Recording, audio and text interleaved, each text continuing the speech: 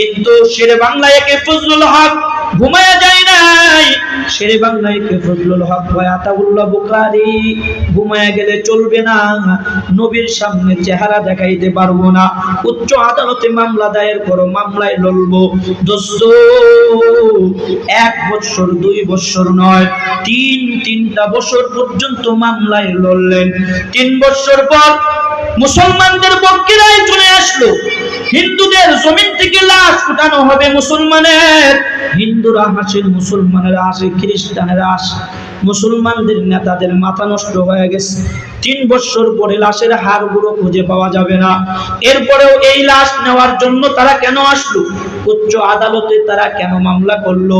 আজকে দৃশ্যটা দেখতে হবে আমার। জোরে আল্লাহু আকবার। ইতিহাস দেখার জন্য সবাই চলে আসছে।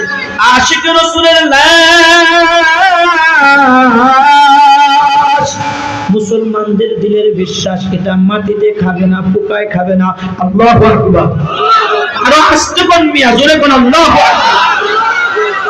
আশিক রাসূলের লাশ, শহীদের লাশ মাটিতে খাবে না, পোকায় খাবে না। জোরে কথা কোন ঠিক কিনা? দৃশ্য দেখার জন্য সবাই ভিড় করছে কবরস্থানের চতুর্দিকে। এবার লাশ কবর খনন করা হচ্ছে। শাহ আতাউল্লাহ বুখারীর নেতৃত্বে কবর খনন করা হচ্ছে। প্রশাসনের চতুর্দিকের নিরাপত্তার বেষ্টনীর মাধ্যমে কবরস্থান ঘেরাও। হিন্দুরা হাসে, খ্রিস্টানরা হাসে, বৌদ্ধরা হাসে, ইহুদিরা হাসে। খুঁজতে খুঁজতে একেবারে লাশ পর্যন্ত চলে গেছে। আল্লাহু আকবার বলার জন্য রেডি হয়ে যাও দোস্ত। আশিক রাসূল তো আশিক রাসূল, লাশ পর্যন্ত চলে গেছে। লাশের দিকে তাকায় দেখে 3 বছর নয়, মনে হয় যেন 3 দিন আগে আশিক রাসূলের লাশ কবরে নামানো হয়েছে। আরো জোরে কোন আল্লাহু আকবার। লাশটা উঠে নিয়ে আসছে।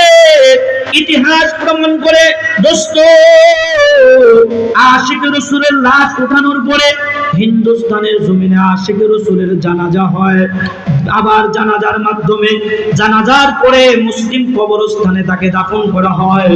ইতিহাস বিখ্যাত জানাজা আজও পর্যন্ত হিন্দুস্তানের জমিনে এবং পাকিস্তানের যুগে, বাংলাদেশ নয় সারা বিশ্বের ইতিহাসের পাতায় তৎকালীন সময় থেকে এই পর্যন্ত আলিমউদ্দিন আশিক রাসূলের জানাজার চাইতে বড় কোনো জানাজার দৃশ্য আজও পর্যন্ত দেখা যায় না। এটার নাম হলো আশিক রাসূল, নবীর জন্য কল্যাণ।